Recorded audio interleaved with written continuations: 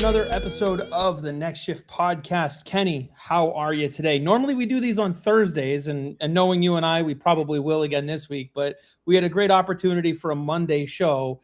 How you doing today?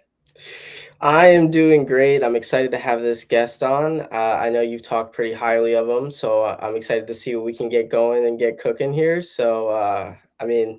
Monday show. I'll do a show every day of the week. So, Yeah, you you and know, I both could get away with that. Well, this gentleman does. He's a very well known on Twitter. He's a very in a positive way, very opinionated person. It is the one and only Jimmy Murphy from the Eye Test of the Sick Podcast Network. Jimmy, how are you? Thank you so much for jumping on with us. We love having just all types of hockey talk, so we're glad you could join us. It's my pleasure, guys. Glad to be here. How you guys doing? I'm doing quite well. It's a Monday, and we've got a lot of stuff going on right now in my family. So being able to talk some hockey with well-educated hockey minds really helps keep my brain off of some of that stuff going on. I hear you, man. It's good distraction. Obviously, well, I think you know, Chris, I'm based in Providence, so it's been a tough few days here in Providence with what happened at Brown University. I'd like to, wish my my love and warmth and peace out to everybody who's dealing with that right now, and obviously the victims' families. But it's pretty crazy. It's that was right where I was actually supposed to go for a haircut that day. It was maybe 500 yards from where I would have been about an hour before it occurred. Wow. But just didn't go. I was hanging out with my daughter. I said, I'm not going to make it. So I just kind of ditched it. And, I get home and I found that my phone starts lighting up. And then right as I said, my phone starts buzzing, I could hear choppers above and sirens everywhere. And it was really surreal. And I was in Watertown, Mass during the Boston Marathon bombing.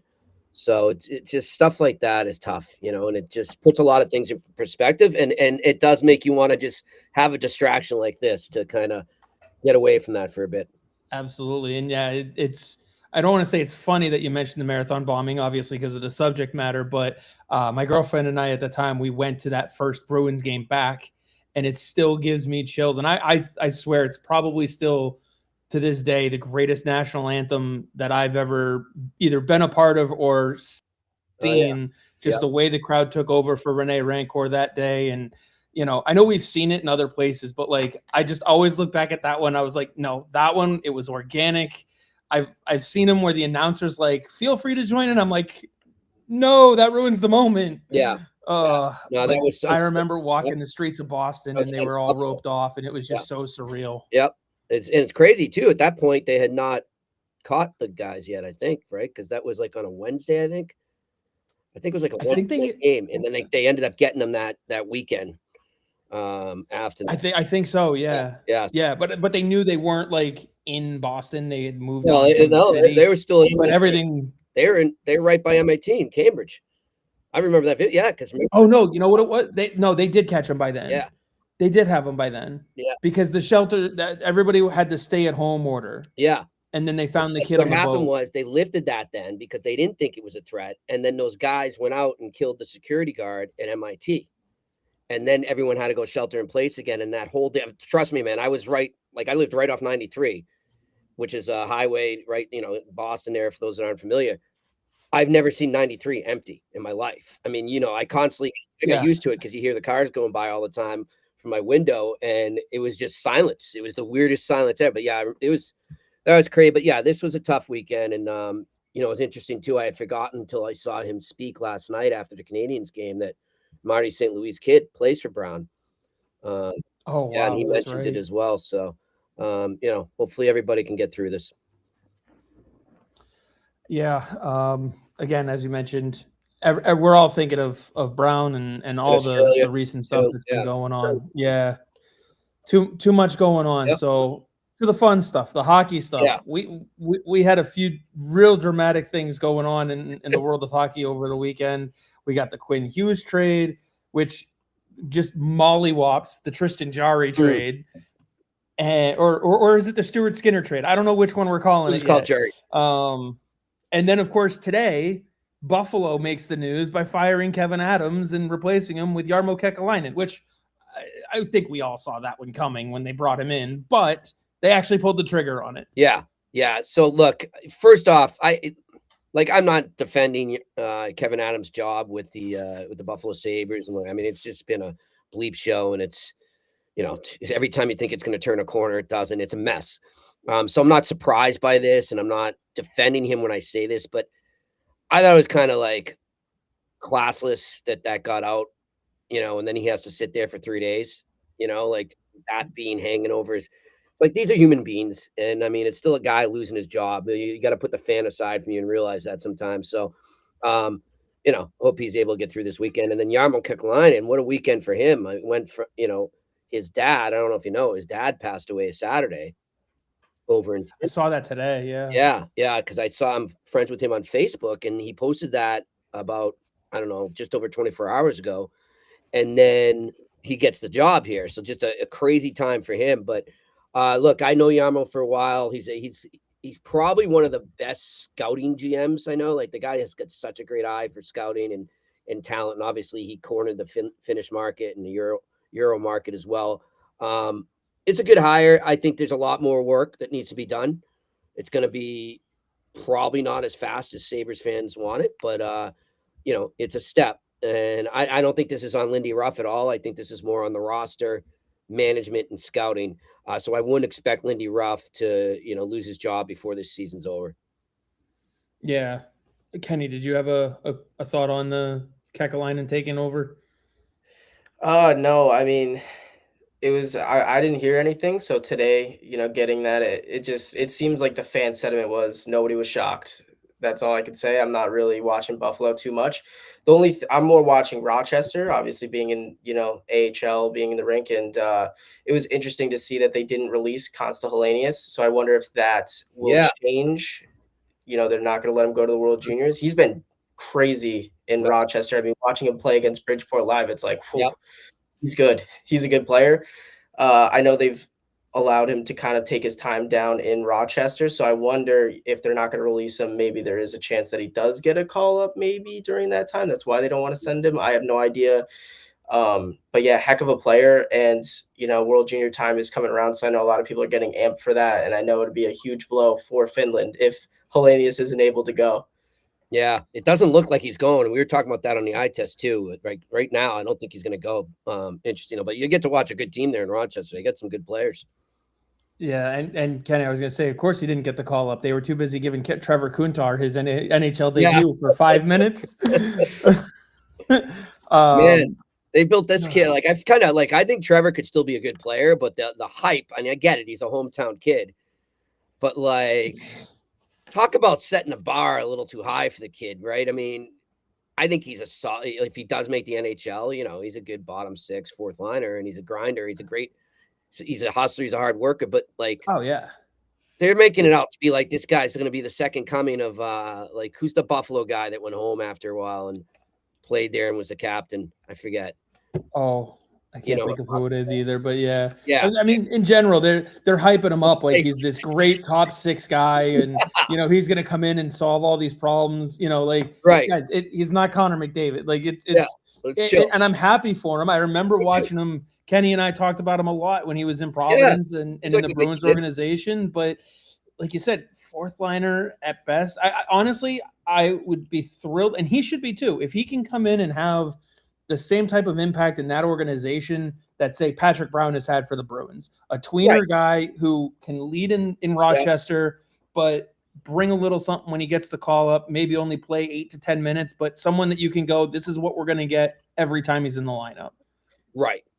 Yeah. Well, I'll say we're only 10 minutes in here, and I'm already showing my ignorance towards Buffalo.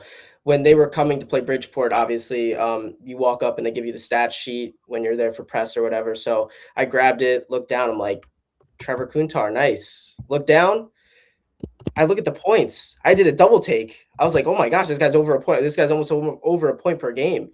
But you watch him last year. He was one of those rotational players for Providence. I know that some people were pretty upset with how that was handled. But I think that's kind of the role that they were envisioning for him, playing bottom six. And that's what he did in Providence, and he did a fantastic job. I know Chris and I talked about his issues with penalties. He took a few boneheaded ones in situations where you really can't take penalties. Yep. So I know that was, that had a little bit to do with why he wasn't in the lineup all the time.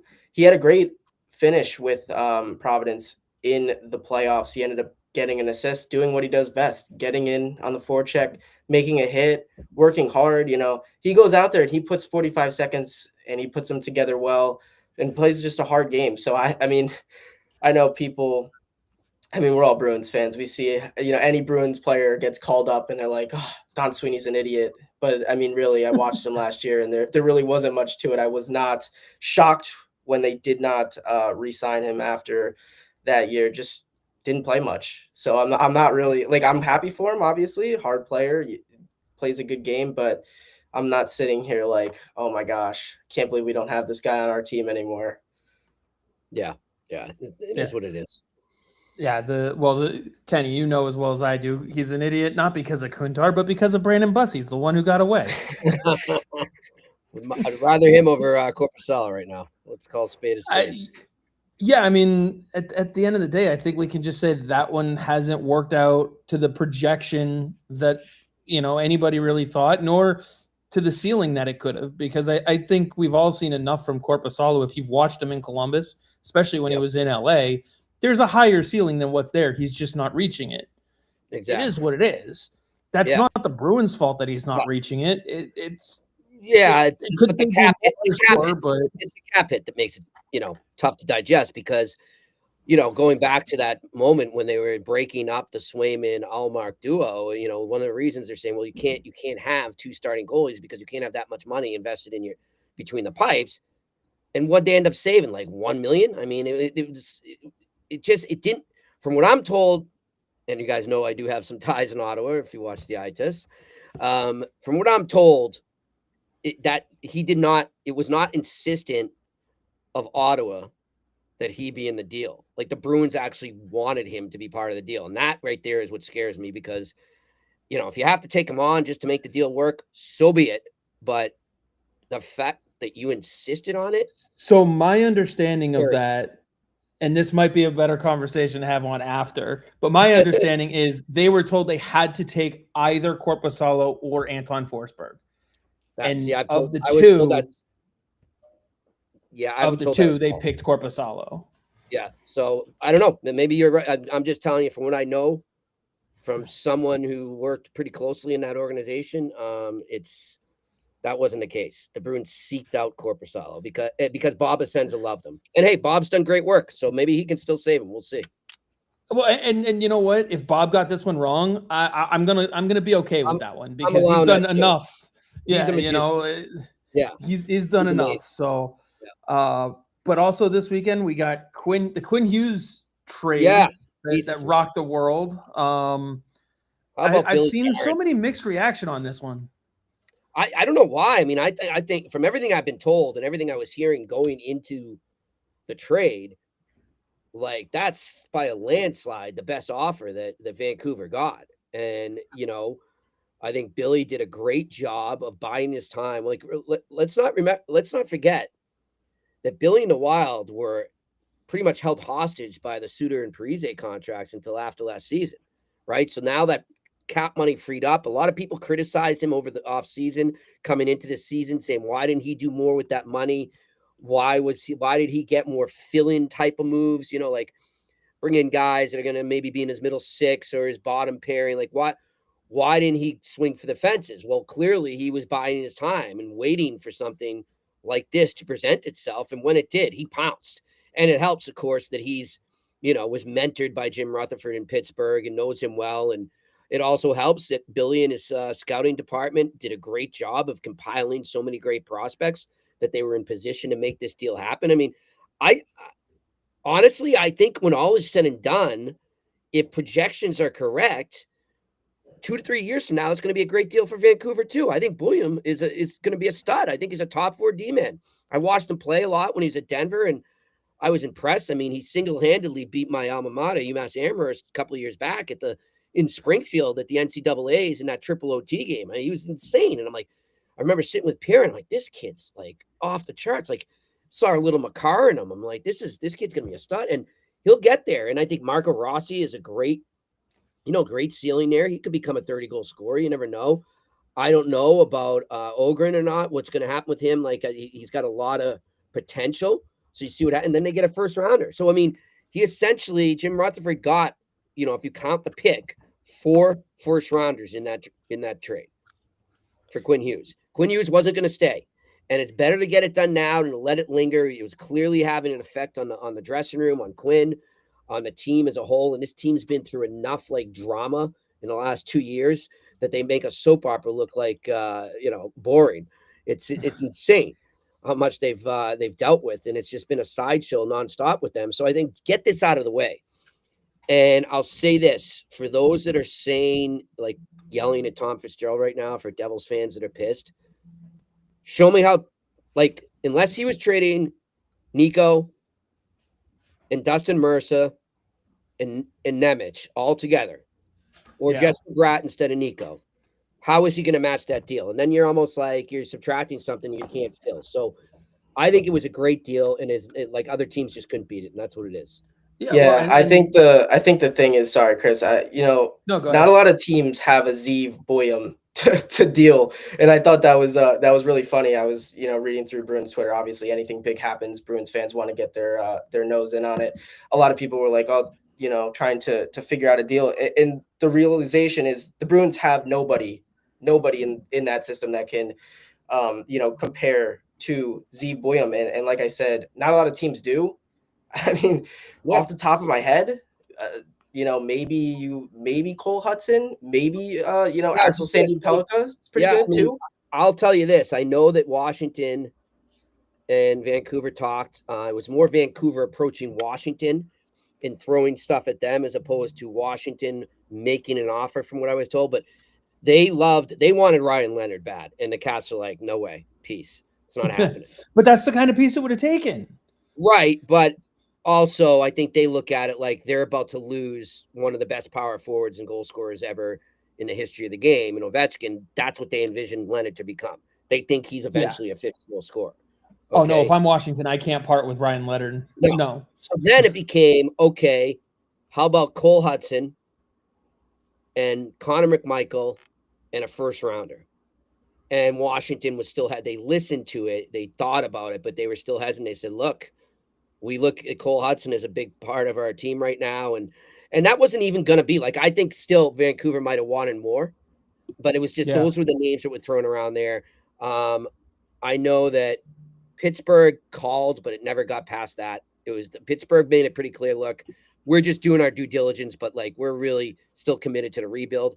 And then I was told in that same article I wrote for RG that, the Bruins flat out said to Rutherford, we don't have it. It's not going to happen here.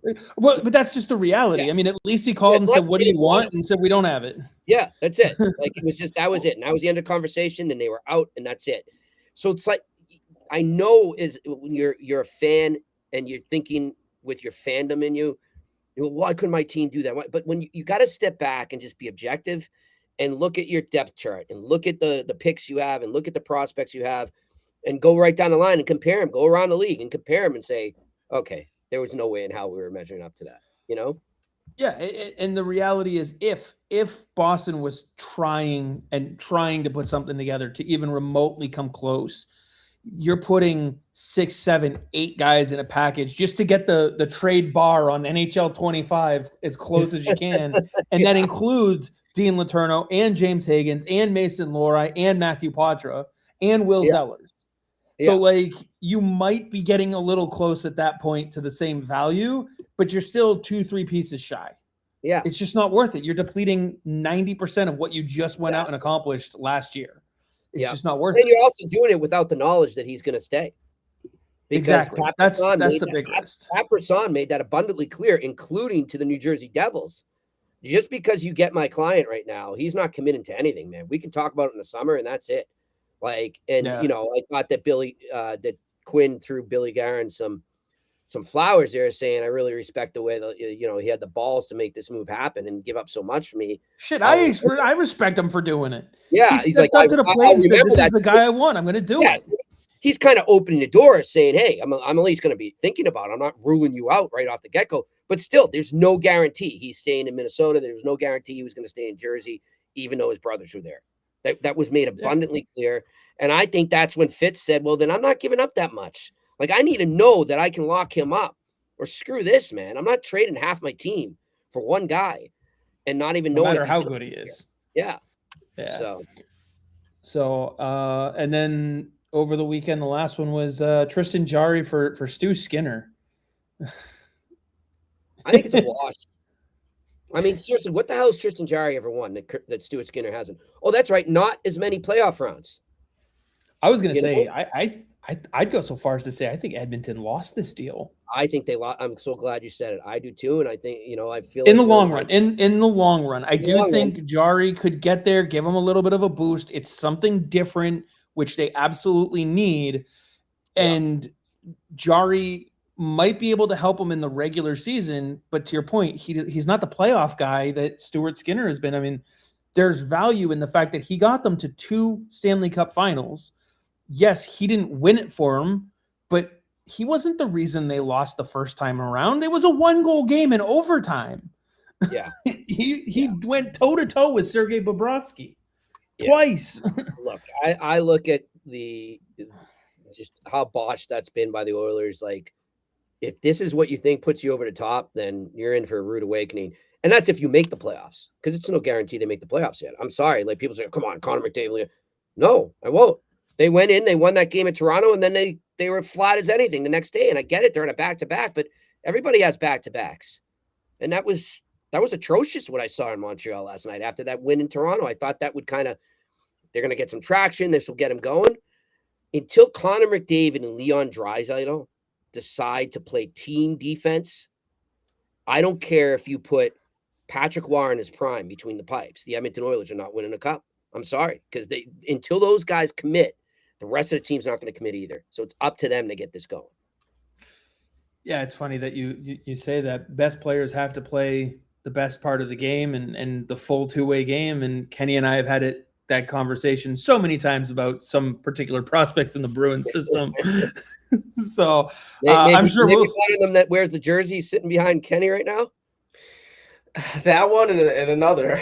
Yeah. That one and another. Another one from Sweden, maybe? Possibly. Yeah. Possibly, yeah. Although I would say this, I'd be shocked if Merkulov puts another 8-spoke B on ever again. Yeah. Yeah, it's not happening. He'll get the 8-spoke P, but not the B. I love the people, too, who thought, well, we can get Quinn Hughes. We'll give him Merkulov and Lysell and a first-rounder and Lowry. Who says no? Yeah, and Jim Rutherford's going to laugh at you and be like, hey, Donnie, I know they legalized weed in Massachusetts, but come on, man. Like, give me some of that stuff. Yeah, give me some of that if that's how good it is. Yeah. The not funny part is I feel like Mason Lohrei might be the most comparable player to Zeev Boyum that the Bruins have, unfortunately. So yeah. And that's not and that elevator's a few floors lower. Yeah. Exactly. So I will say I'll be remiss if Kenny doesn't get a chance to ask you about the trip that you recently went on to cover some hockey here. Kenny, I'll throw it to you for this question. Oh, yeah. Yeah, go ahead. Yeah, Friendship 4. I mean, that tournament has been going on for a few years now. I live in Connecticut. Big Quinnipiac fan. I know they went there. Yeah. I know that this year there were some teams that were not as blue blood as some in the past and in the future. I just wanted to ask, how did the players feel about that experience, especially so close to Thanksgiving? I know they're missing holidays. I know you missed a holiday as well.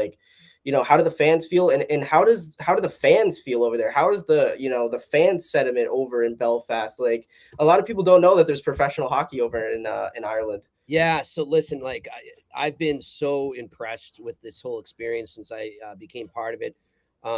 So a woman by the name of Sarah Stanton runs a travel agency out of Quincy, Mass, called Cara Group Travel, and it basically specializes in trips to Ireland. So she was approached by Robert Fitzpatrick, who owns the Belfast Giants, and Joe Battaglia, former Bruins goalie coach, longtime Harvard guy, and legendary goalie coach around these neck of the woods. And they came up with the idea of the Friendship 4, and they did a few, and then I don't know how they actually originally connected, but they connected, and then they started working together to get the teams and the families and the friends over there. Going to what you're saying about it's tough being away for American Thanksgiving, they actually I'd say 95% of the players had their families and friends with them.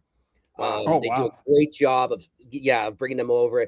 And actually, each team goes to different locations around the city and has an American Thanksgiving style dinner that the Friendship Four and the Belfast Giants put on for them. So it's amazing. But anyhow, so she came to me, Sarah, and said, my son's a big fan of you, and I watch your podcast with Pierre. Would you guys ever want to like start to work with us and be ambassadors for this? And we'll in turn, foot the bill for flight, travel, and pretty much 75% of your food and drink while you're there. And let's do it. Let's do 75% of the drink. You got me sold. Yeah, exactly. In Ireland too. And it's been amazing. Like I'm with you. I had no idea how big hockey was getting there. But what amazed me the most was even in Dublin, where we start our trip. So we fly over on the Sunday before Thanksgiving. We do a red eye into Monday. We just don't even go to bed because they tell you not to do that, or you won't get used to the time difference. So we just get off the airport, freshen up, and we go straight to a pub called the Harry Lemon, which is in downtown Dublin. It's an amazing place. If you're ever to Dublin, go there, drop my name. You'll be taken care of. It's a great place. And we do a show there. And then we got a night in Dublin. We get to bed pretty early, though, because we're so exhausted, right? And then we go to Belfast the next day, take the train up, and we're there until that following Sunday. And it's amazing. Like going into bars and people will say, why are you here? And I'd say the Friendship Four. And like, oh my God, I go to that every year now. And like, oh, we're huge Giants fans. We love hockey. And then they start talking NHL stuff with you. A lot of Maple Leafs fans, actually, I found in Belfast. Well, I think I don't know why that is. Did Owen Nolan never played for the Leafs, did he? He only played for the Sharks, right? He's the I'll only double player. check, but I'm pretty sure he was only ever a Shark. Yeah. Well, I have no idea, but I saw a lot of Leafs jerseys. But it's great. They actually can talk hockey like we're doing right now. It's not like you have to explain the rules to them, and the atmosphere is great, and the players love it. It's just a cool experience. And the other thing that's great too is Belfast, obviously with the history of the Troubles and Catholic Protestant and all that. There's always been a lot of division there. So the reason they put this tournament together and called it Friendship Four is because they found that hockey is the only sport where the Prods and the Catholics join together to cheer as one.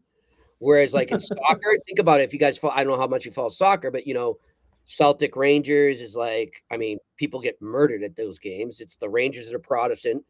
The Celtic United is Catholic. And it's just the same way in hurling. In every sport in Ireland has a religious affiliation to it. And hockey didn't. And so Robert Fitzpatrick said, I'm going to unite my city through hockey. And he's done that. And they don't allow any Protestant or Catholic, jerseys or anything or hats that could create any tension. They don't allow it in the building. And it's just a great atmosphere. It's really cool. So if you guys get a chance to go over there, go for it. I'm actually going back. We leave 2 weeks from yesterday. We're going back for the women's tournament at the end of December into January. So I'm really psyched. Nice. Wow. Well, I just checked, and Owen Nolan played from 02 to 04 in Toronto. Then there you go. That's it. So that would connection. probably have done it. And now I understand, though, that, and I know Kenny made his goal judge debut for the Bridgeport Islanders earlier this year. Nice, man. During a school game. But I understand you got to throw the headphones back on. Me? Yeah. Didn't you get to commentate a game? Yeah. It was good. So I'm sitting there, because last year, when the games came, we were pretty much done. We would do a podcast in between the two games.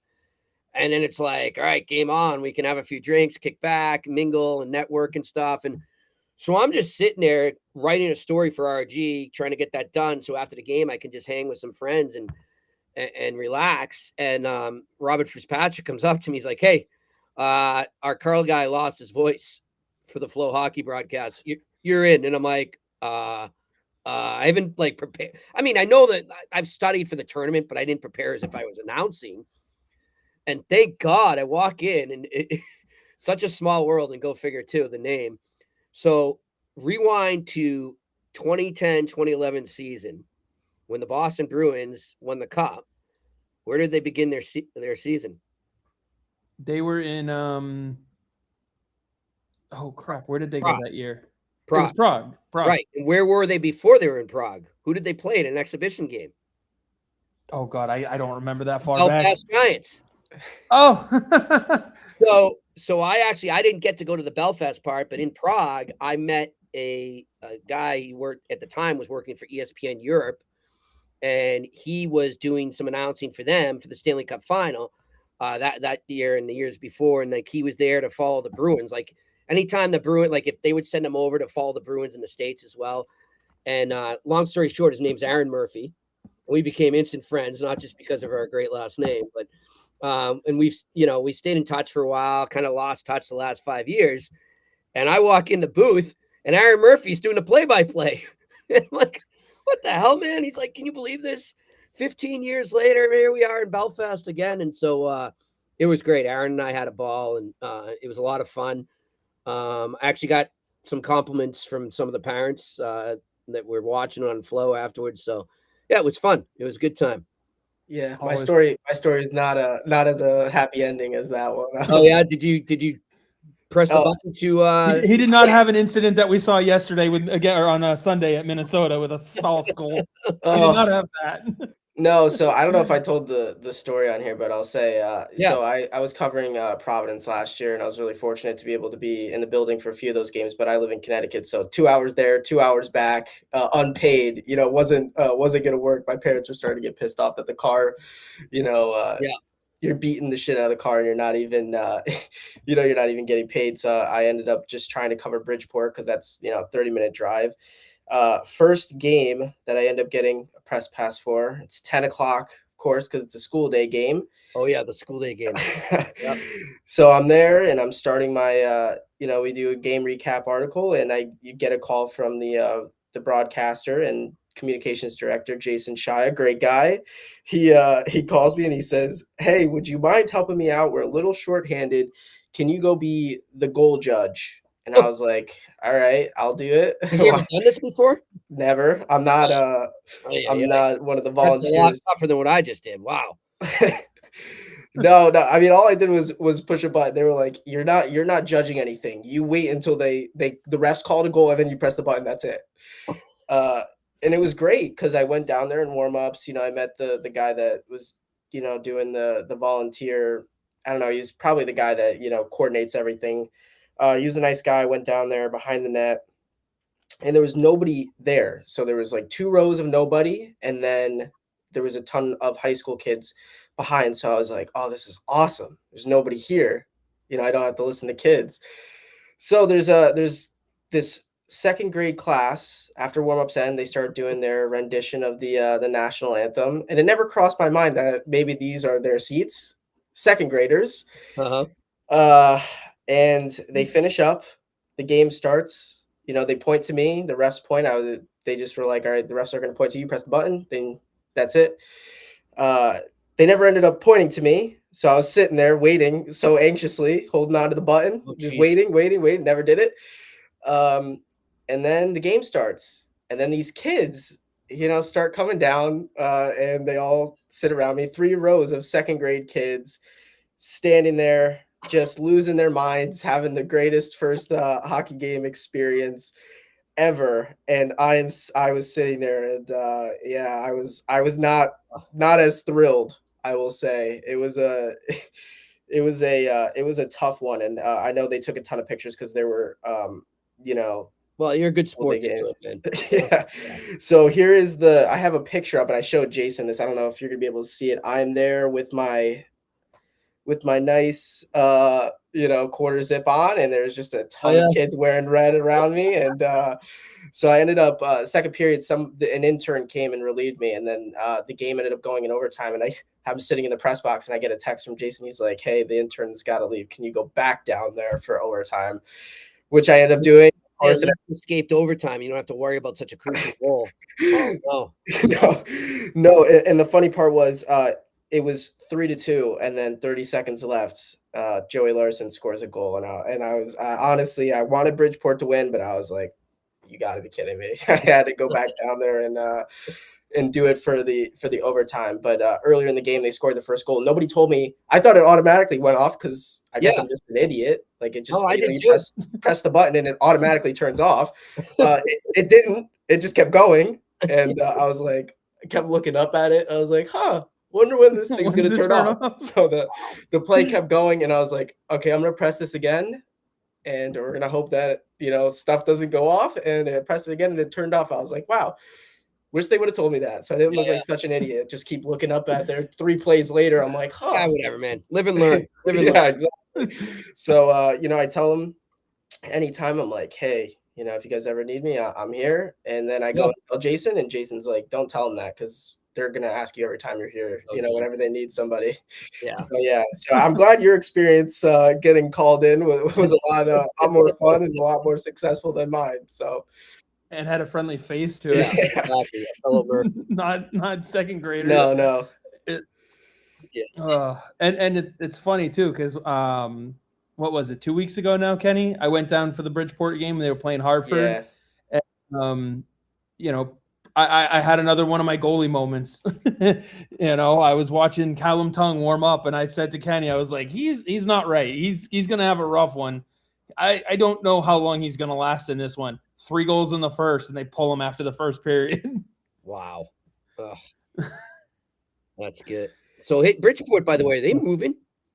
So that's I haven't heard anything official, but I Yeah. will say that is Somewhere. kind of the feeling in the rink, talking to some people that work there, and it's tough. I grew up going to those games, but it's a lot more difficult this year, especially being there every game and talking to the amazing people that work there. Like some of these people are like fearful. They don't know if they're going to be able to be brought to Hamilton if that move ends up happening.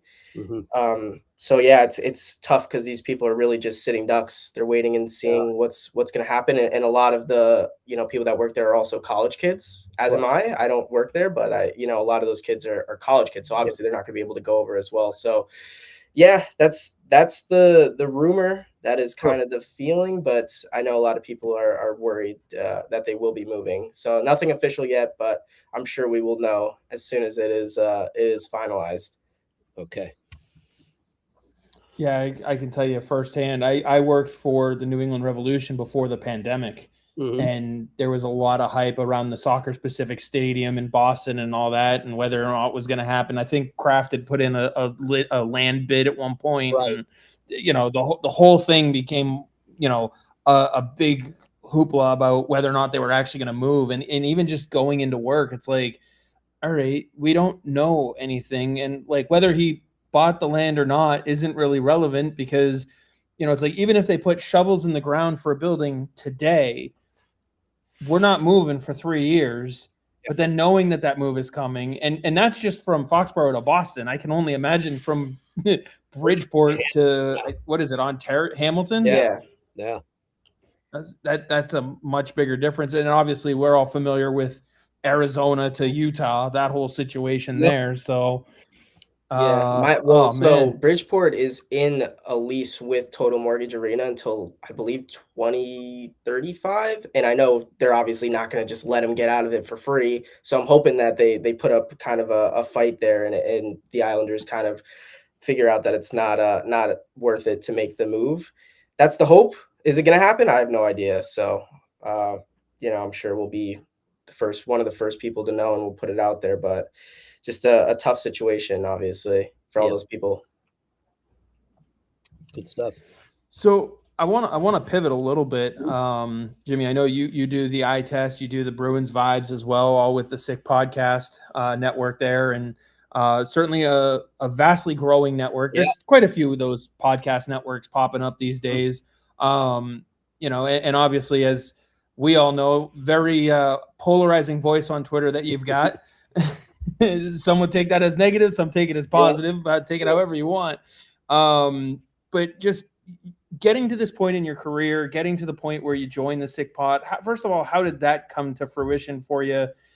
Obviously, one of the things that we want to try and do with Next Shift Hockey is kind of help those who are trying to get into the hockey world, whether that's media, whether that's, the front office, however it is. And obviously you've been around the game for a while. You've got a lot of connections, whether some people want to believe you have them or not. It's, I know plenty of us have seen comments that I'm sure you get all the time, which part of the game, exactly. But just how did this come to fruition specifically? And just looking back, how do you look back on where you came from to get here?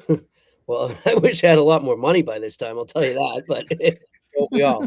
But other than that, no, hey, it's a great ride, and I'm living my dream.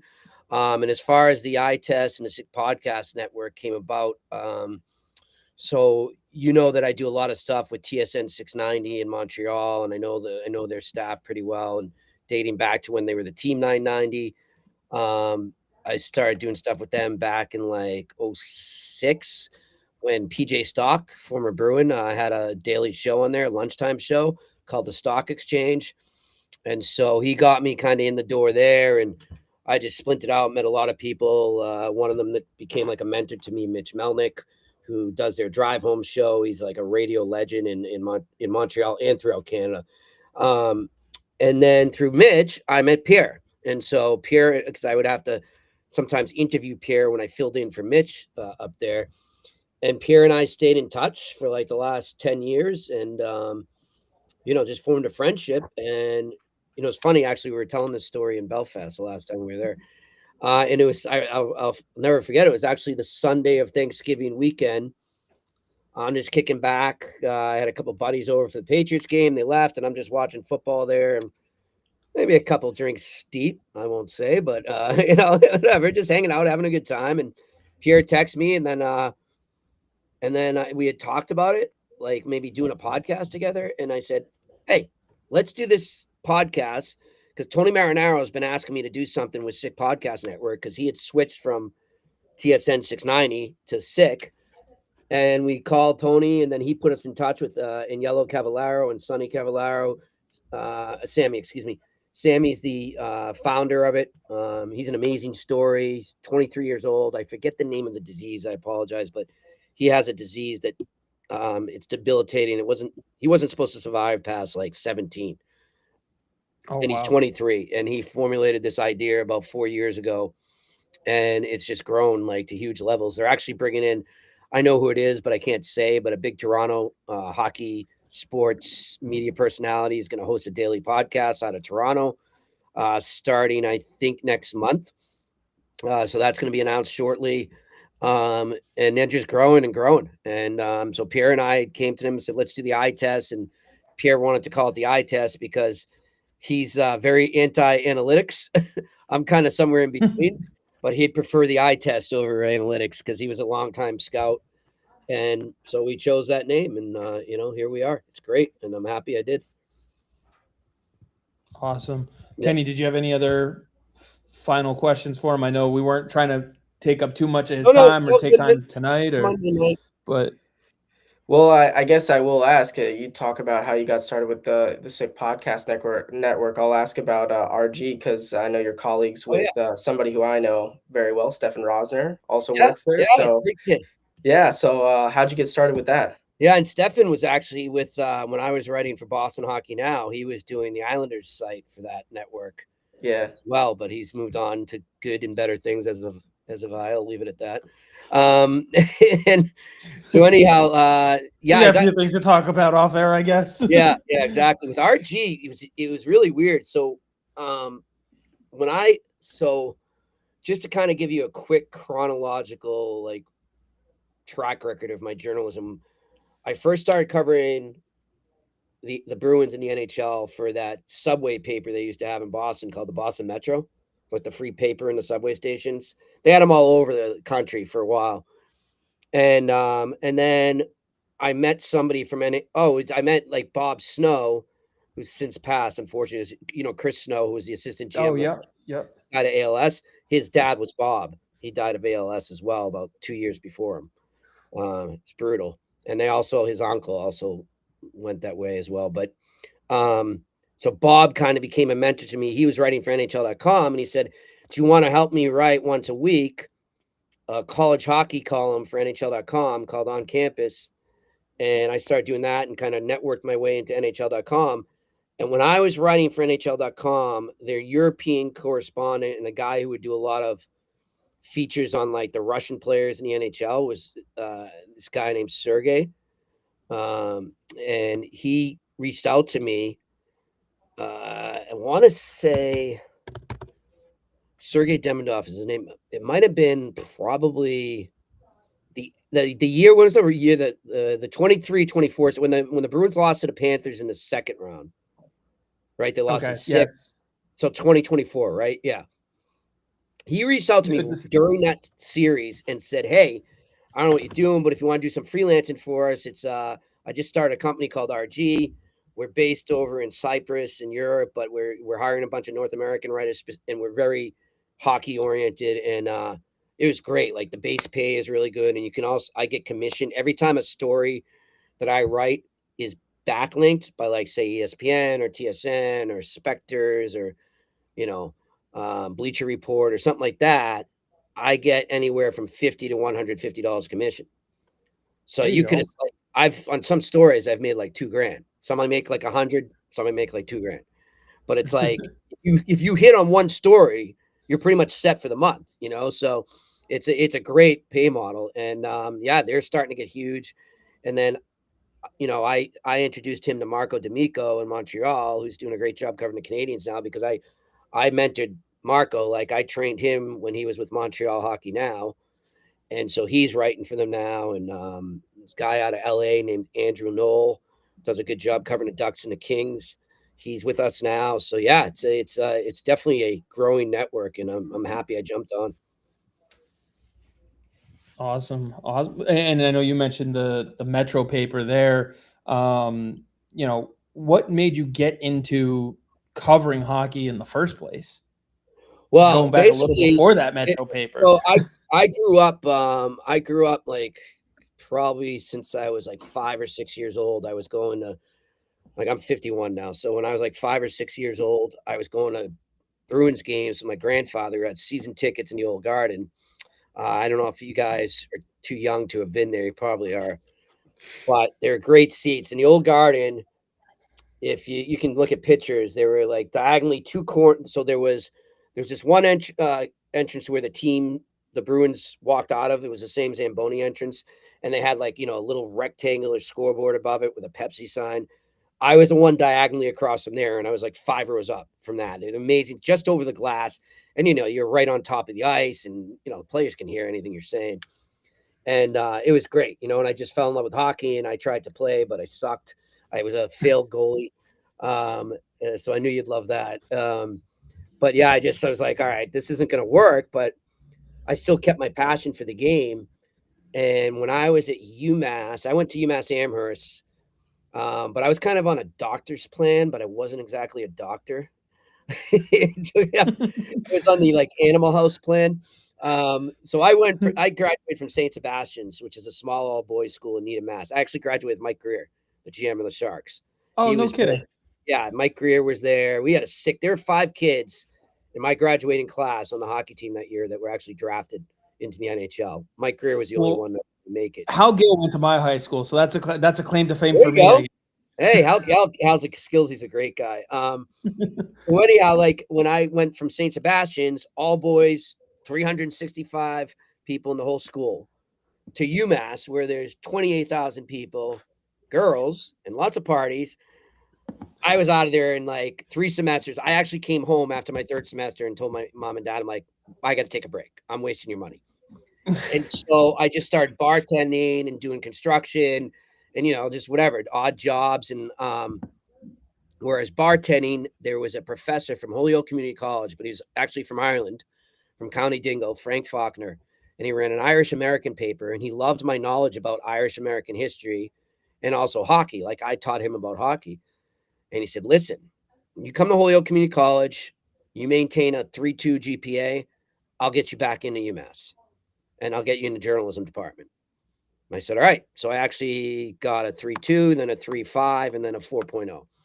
And I got back in, and I started writing for the Collegian, covering the team, and I started doing announcing on the like play-by-play in color on WMUA for the UMass team. Back then, UMass only won like 1 game a year, so it was tough calling those games. But yeah, and that's really prepares you for the Bruins now, doesn't it? Yeah. So it took me on an adventure. Like after school, my neighbor who I grew up with in Arlington, Mass, that lived behind me, he was kind of like an older brother to me growing up, was Greg Cronin, who's now the coach of the Iowa Wild, but he was the coach of the Ducks. Yep. But when I graduated college, he was an assistant with the Islanders. So he got me a post-grad internship with the Islanders doing PR. And my job was to check in the reporters. So it gave me a chance to network, talk to reporters, and I ended up getting some freelance gigs down there. And then I moved home right before 9/11. Actually, I moved back to Boston, and I took the job with the Metro and bartended on the side to get by until I could make enough money doing what I love. So Till RG comes down. well, that was about 20 years later. Actually, my first day, which is crazy, not to keep bringing up these horrible tragedies, but my first day on the job was 9/11. Oh wow. Wow. Really my first day, and they canceled me. Well, unfortunately, we have so many that we can go and Yeah, I mean, that kinda was the link first to day in of our training camp. timeline. Yeah, Robbie Fatorik was the coach. I remember that. 01, Wow. 02 season. So that's how I got my start, guys. Oh, man, and just keeping with it. So, Yep. and now you're covering all the way over in Ireland, bringing the game international, doing broadcasting. Yeah, we actually might go over there in the summer too. I just actually found out today they're do you guys know what Three Ice is? That's Oh yeah, the summer league. yeah, so they're going over there doing like a mini tournament like the Friendship Four, but with some of their teams in Belfast in July. So we might go over, Pierre and I might go over and do some commentating for that. So I might as well just get a condo there. That's the way. Give you a place to stay half the year, and then you Yeah. can go over anytime you want. Yep. So, I mean, you got the hookup for the trip, right? Exactly. So why not? Working with Pierre's got to be an incredible experience, though, given everything he's done in the game of hockey. I know you mentioned scouting. Obviously, we all know him from the broadcast and Between the Glass and all that fun stuff. I can only imagine what it's like to work with the guy. Yeah, And all the stories he's got. It's unreal, you know. And I get it. He's not everybody's cup of tea, and they don't appreciate when he was an announcer, when he give you, you know, the in-depth, and we mean in-depth look at a player. Like, I mean, he knew what he ate for breakfast when he was in 6th grade.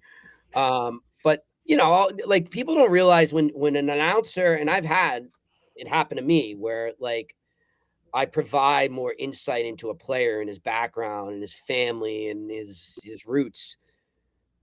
The player and his family appreciate that stuff, and I can tell you because I've seen it so many times in person, how many times players or coaches or GMs or families of them will come up to Pierre when I'm with him somewhere at a game or whatever, and just thank him for taking the time to know all that stuff, you know. So I always respected that, just how hard a worker he was and his knowledge about the game, and I know how connected he was, and he lives and breathes hockey. I mean, and obviously he was mentored by Scotty Bowman. But I mean, it's like the guy wakes up, I can tell you right now, no later than 5 a.m. every day, and he watches tape for the first 3 hours of his day of the games from the night before, whether that's NHL, AHL, ECHL. He's watching a lot of E right now because his kid is playing in the in Des Moines, Iowa, in the Minnesota Wilds affiliate there. For the Heartlanders, and you know, and he'll watch college, and that's how he starts his day, and he takes notes, and then he starts doing hits. And right now, he's doing about anywhere from 5 to 8 podcast / radio hits a day, not including the eye test. And then he also does before every Penguins game, he does the pregame via YouTube for the Penguins. And then after every Leafs and Canadiens game, he does 15 minutes of each post game. So he's basically following 3 teams that closely right now because he's got to talk about them either pre or post game. And when we were in Ireland, man, like I honestly was worried about him. I told him, like, dude, you got to say no to something. Like you need to sleep because remember, guys, they're 5 hours ahead of us. So when these 7 o'clock, 5 a.m. is now midnight. 5 a.m. is midnight. So then when the Canadiens, it just so happened the same time we were over in Belfast this last time, they were on their West Coast trip where they played Utah, Vegas, and Colorado. So he just basically didn't go to bed. He was like, he averaged like 2 hours of sleep a night the whole week we were there. So I don't know how he does it, man. So, you know, you can have your opinion of him, but I'm telling you, he's one of the hardest workers, if not the hardest workers I've ever met. And, you know, he's a hard judge. of people. He's not going to just let you in or approve of you right away. Like, you got to earn the respect. But once you have, he's loyal to a fault. And, he's a good friend and a good, colleague to have in his business. Yeah, well, I don't know, Kenny, if you're old enough to remember from him being between the glasses on those broadcasts or not. So, Yeah, I mean, I definitely remember Pierre Maguire. I mean, that's iconic. I am only 19, so when you guys were, talking about, some of the stuff earlier, like, where the Bruins played The old during Boston Garden. Yeah, I have no idea. yeah, I wasn't even around for the old No, Boston Garden, yeah. but I do remember the Fleet Center, if that makes you feel better. Yeah, but no, it's and he always says too, someday he can't name names, but he's got so many stories from being between the glasses of things that went on down there that the camera didn't necessarily catch, or he had to tell the camera.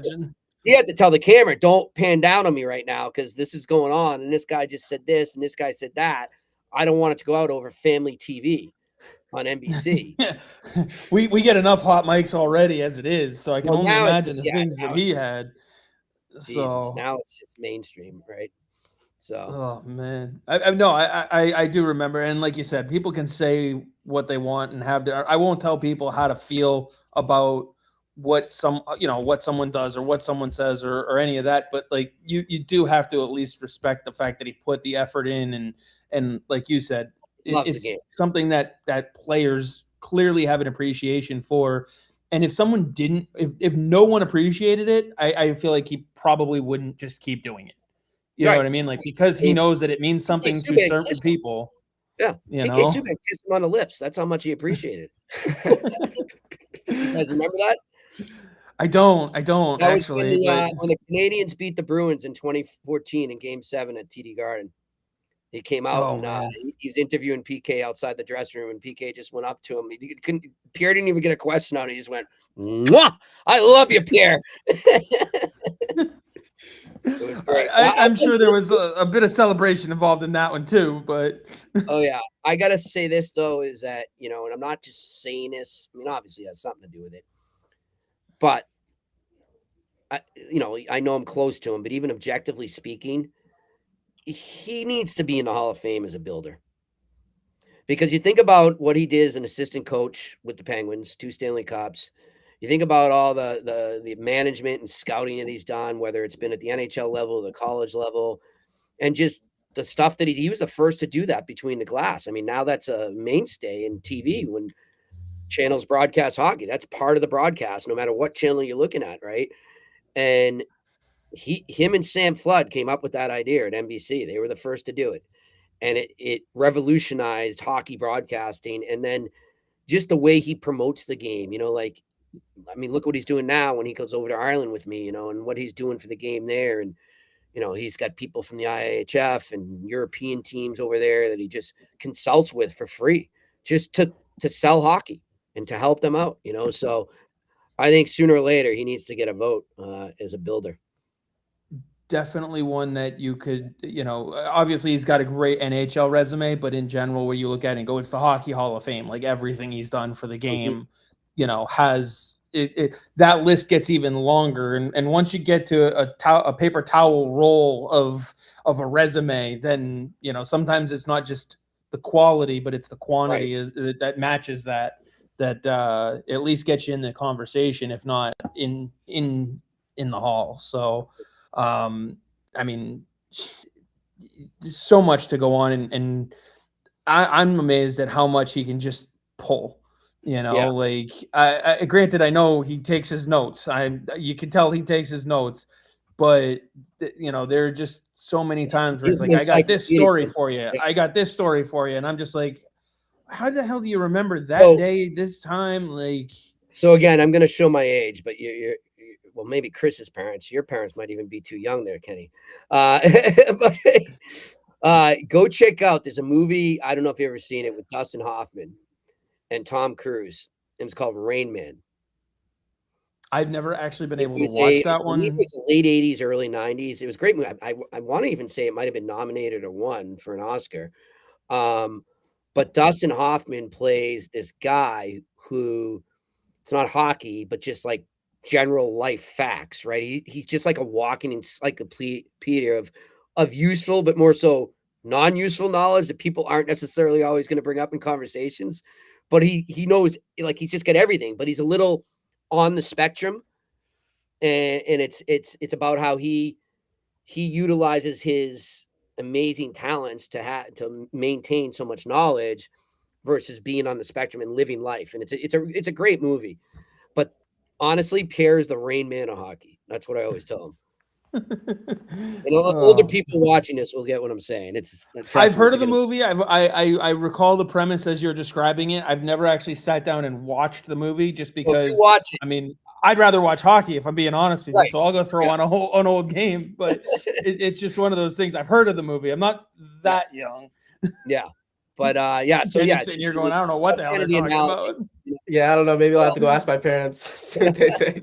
I'm telling you, they might even be too young. So, but anyhow, guys, yeah. So it's great. It's great working with him. I've been lucky throughout my career to have some great mentors and friends in the biz. So that's why I'm still doing it. Awesome. Well, I've got one final question for you, but I want to see if Kenny's got anything else for you. We'll round this out. I could talk with anybody hockey all night, and there's plenty. And like I said, there's clearly plenty that we can't air tonight anyway, to go over. But Kenny, did you have any other questions? Have you come up with anything, or do you want to just learn about some of these historical events that we've been talking about? Yeah, sometimes that happens. We've had people on where they just, Chris and the other person kind of just, go on about some stuff that's happened. And I'm just like, yeah, I was like 4 when that happened. I can't really say too much about it. Yeah, no. So I don't have any more questions. I thought it was interesting. I'm trying to, I went to a community college this is my second year, so I have to transfer. And in UMass Amherst, definitely on the board. I heard you say 3.2. I was like, whoa, I wish it was 3.2 nowadays. It's a lot higher. Yeah. But no, I'm good. Chris, you could roll your last question. So the last question I have for you, actually, I'm just gonna check. I didn't even realize that my side panel was here. Jambi jumps in and says that he knows Rain Man. I can't be that old. Thanks for jumping in, Jambi. I did see that he did reach it as well. So Jambi, great guy.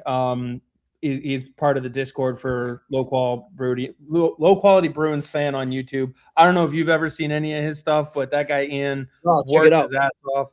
I'll send you some stuff of his. He does game recaps after every Bruins game. Okay. And does these little skits and stuff. He actually comes up. He lives in, I want to say, North Carolina, but he comes up for Dev Camp every year. So I've run into him several the last couple of years.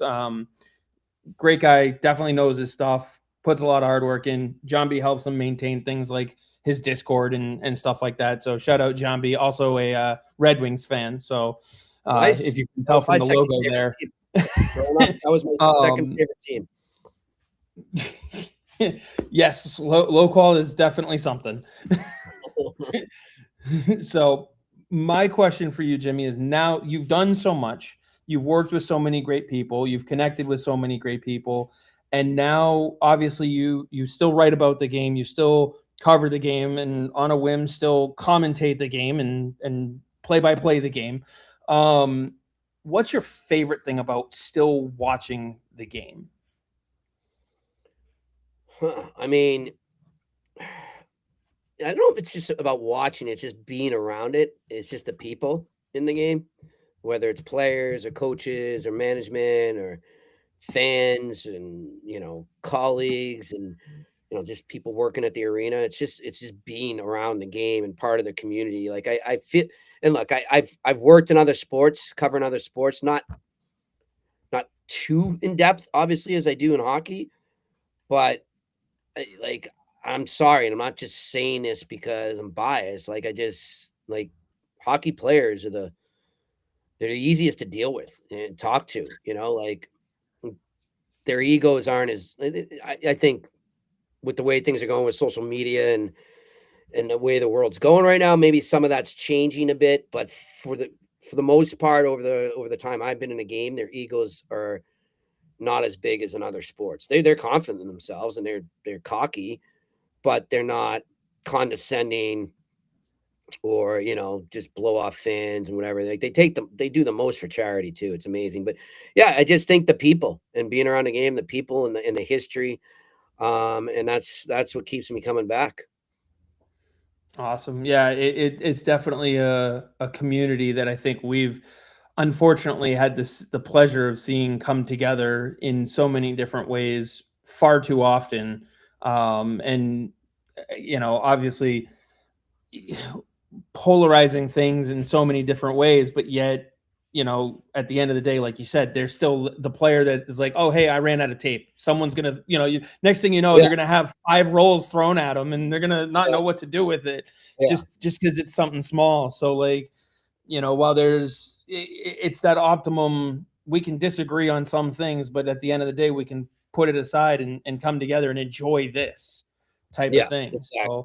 So, you definitely. Sorry to cut you off, but I just wanted to say, like, sometimes I send Jason, who's the broadcaster in Bridgeport, some talking points, for the broadcast and stuff like that, and it always amazes me how much crossover there is. How many times you see like, oh, this old, he used to head coach this guy, or they used to play together. It was unbelievable, and I tweeted something like, Marshall Warren, Trevor Zegers played together when they were 12 at like the brick tournament, or 10 or whatever, and they're out there laughing. That was the only time that they've ever played together. And, they're out there and they're reminiscing and all that. And you see it all the time, especially in warmups. It's just unbelievable how everybody it looks like everybody just knows everybody. It's crazy. Yeah. Hockey, the world's smallest town. Definitely. So with that,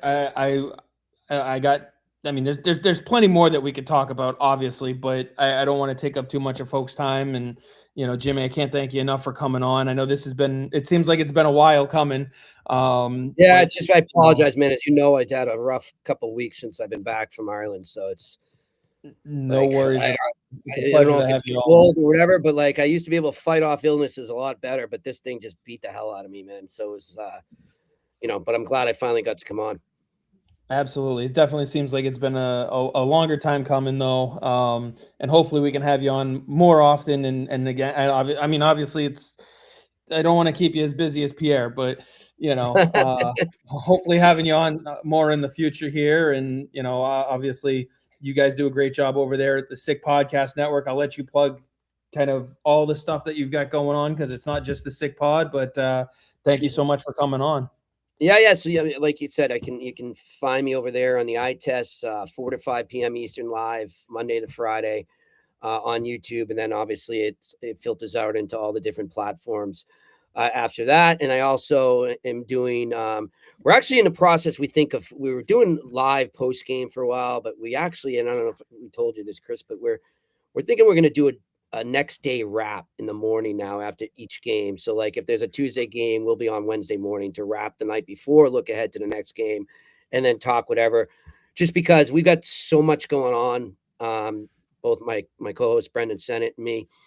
The guy works like 60 hours a week at his other job, and then he's got 2 kids.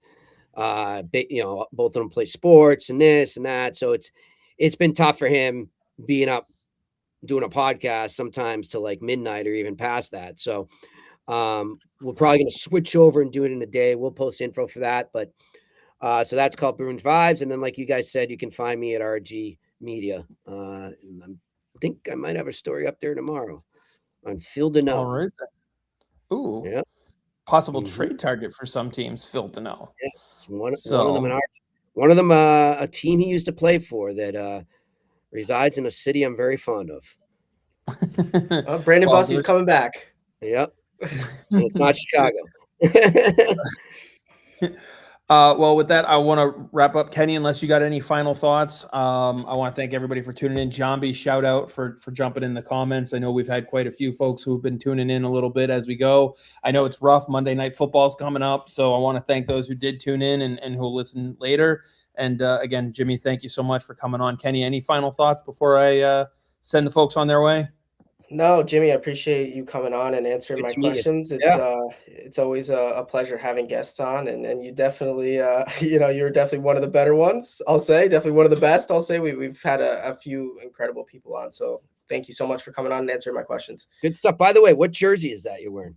What jersey? So this is actually just Mets because I don't know what NYCFC plays at Yankee Stadium. Okay, They did a it few looked like a games. soccer jersey. Yeah, I Yeah, was trying to figure it out. yeah. So It's I'm a Mets Italian. themed. So It's a Mets themed You're, soccer jersey. yeah. you're talking to So the guy who's got an 8 Jersey Merkulov jersey hanging behind him. I've stopped questioning his choice in jerseys. Oh, I like it, man. I'm a big Liverpool fan, but you know, I yeah. MLS too. But so who's the other guy next to Merkulov there? Yeah, so this is a great story with this one too. I don't know if you've ever heard the story about the Danbury Trashers. Yeah. Yeah, so my dad did some work for them. They do a huge Italian festival because I mean everybody in Connecticut's Italian apparently. It's unbelievable. Right. They do their own thing. My dad does like the pyro or whatever for whatever it was, and they ended up signing a jersey, giving it over. The front has the Trashers logo, and I love it. It'll be in the backdrop forever probably. That's great. Yeah, until I get another updated Merkulov jersey for wherever he's playing in the KHL next year. But yeah, no. Oh no, he's gonna go to Carolina and dominate just like Brandon Buddy.